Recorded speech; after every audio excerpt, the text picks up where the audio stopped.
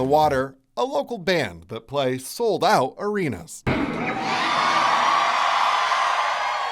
mid-size festivals,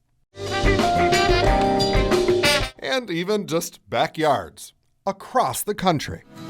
This is a place that's sweet like rain. Their next gig, Thanksgiving Eve, right here at the Clayton Opera House. Clayton Opera House. Yeah, that's my pitch. Doors are at 7:30. we first met when I interviewed them 6 years ago and have been friends ever since.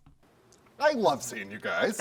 It's so good to see you. Staying in touch through the years, attending their shows, and, of course, sitting down for interviews, even during the pandemic, a time when, like everyone, the band had to adjust. We used the time to, over COVID obviously, we had a really successful tour called Haley in the Water Tour that sold out half of it actually. The first half ended up selling out second half, doing really, really well.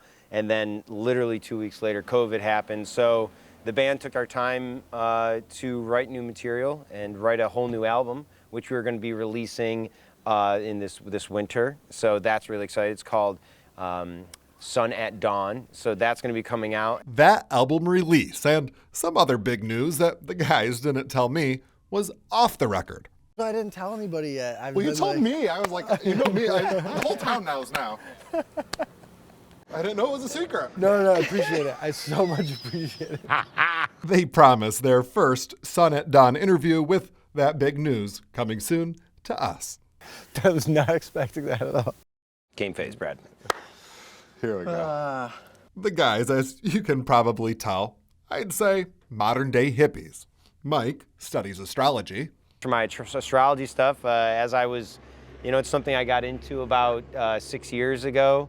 And I just studied it. I was really into it. And I would do kind of casual party favor, kind of like party tricks with it. And people ended up being like, hey, you're actually like really, really talented with it. And Brad making unique necklaces. I also make crystal wrap necklaces too with. Is that one that you have on there? This one I did make, yeah. Actually, I got this from Herkimer myself. I got this out of a rock that was like this big. Both things I was, admittedly, mostly unfamiliar with. So with the astrology stuff, and forgive my ignorance in all of this, I really, it's quite all right. Beyond my world here. I've seen at like shows you're putting out jewels and racks and all sorts of stuff. Does it relate to this? Is it separate from this?